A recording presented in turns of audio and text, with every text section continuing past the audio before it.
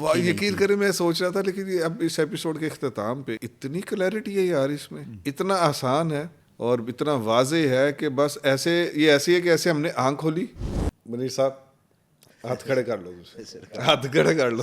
خیریت ہے, کیا ہو گیا یار ابھی آپ میں نے مادی ہونے کا دعویٰ نہیں کیا, میں تو اس کے دعوی مادیت کا رد کر رہا ہوں جناب. ابھی آپ نے کچھ اور بات کی تھی, ابھی آپ جب ساری بحث ہو گئی تو اب ایک نیا ٹوسٹ آ گیا جی. یہ جو روایت ہے نا سر, اس روایت کے فقط ترجمے کو لے لیں تو تیسر صاحب اس کا ترجمہ یہ اعلان کر رہا ہے, تیسر صاحب بتیاں بجھا دو, کیمرے بند کر دو, کیمرے بند کر دو, کیونکہ قادیانی کو بات سمجھ دی مرزا فائلز مزید قسطیں ختم کر دو, کیونکہ 2+2=4 کی طرح مرزا غلام قادیانی کا کذب واضح ہو چکا ہے, اور خود مرزا اعلان کر رہا ہے کہ میں جناب ایس اہل نہیں, تجھے کیڑے پاسے جائی جان رہے ہو. وہ ذہن میں یہی سوال اٹھتا ہے جو آپ کے ذہن میں آیا کہ یار ٹھیک ہے حدیث کے مطابق تو مرزا مہدی نہیں ہے, لیکن آخر وہ مہدی ہونے پر کچھ دلائل تو دیتا ہوگا نا, وہ دلائل کیا ہیں؟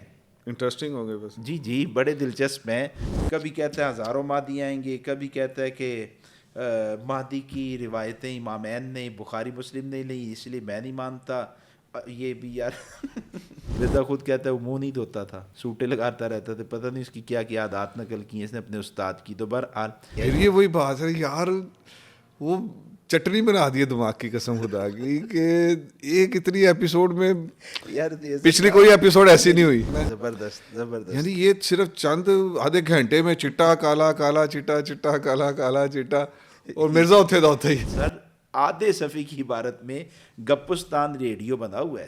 یہ دیکھیں نا, یہ صفحات چلتے جا رہے ہیں, پلندے دیکھے نا, کہتے ہیں یہ مجھ سے دکھائے پہلے کئی ذرا مہدی, کیمرے میں پلندہ تو دکھائے. یہ بھی کتنی صفحات ہیں نا حضرت.